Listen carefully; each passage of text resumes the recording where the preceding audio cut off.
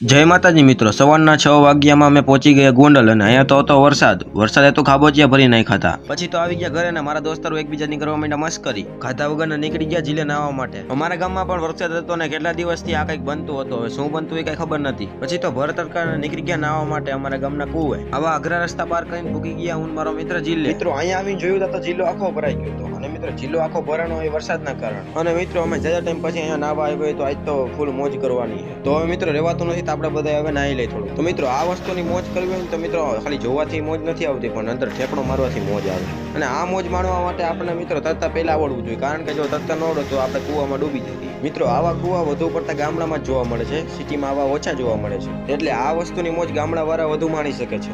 પછી તો હું અને મારા મિત્રો નીકળી ગયા ઘર બાજુ જવા માટે। પછી તો મારો દોસ્ત લેસન કરવા માંડ્યો। લખવાનું તો મારે ઘણું છે, પણ લખવાનું કઈ મન થતું નથી। પછી તો મને એમ થયું માર ખાવા કરતા લખવું સારું હોય, એટલે આપણે લખવામાં જ આપણી ભલાઈ, ખોટો ગાલ આપણો લાલ ન થાય। હવે એટલામાં જ મારા દોસ્તારે મારું કેવું વીખી નાખ્યું હતું અને મને નતું લાગતું કે હવે પાછું રિપેર થાય। તા તો કરી નાખ્યો રિપેર, વાંધો ન આવ્યો। થોડીક જ વારમાં કાળા વાદળ છવાઈ ગયા અને મિત્રો વરસાદ આવે એવું વાતાવરણ થઈ ગયું છે। પછી તો અમે બધા મિત્રો નીકળી ગયા રખડવા ચાલુ વરસાદ રહી ગયો, પણ અરે વાતાવરણ એવું કરી દીધું હોય કે તમને મોજ જ આવી જાય। ત્રીજા જ વરસાદમાં નદીઓ ભરી દીધી છે અને મિત્રો વાતાવરણ સ્વર્ગ જેવું કરી દીધું હોય। આ છે અમારા ગામની ખાણ, જે આખી ભરાઈ ગઈ છે, જે તમને લાગે થોડીક સીસરી પણ છે બહુ જ ઊંડી હો। એટલામાં જ મારા દોસ્તારો નદીમાં પાણકા ઘા કરવા માંડ્યા।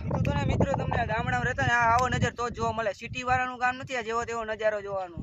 મિત્રો આ વસ્તુ શું છે ને શું કામમાં આવે એ જરાક કોમેન્ટ કરી દો।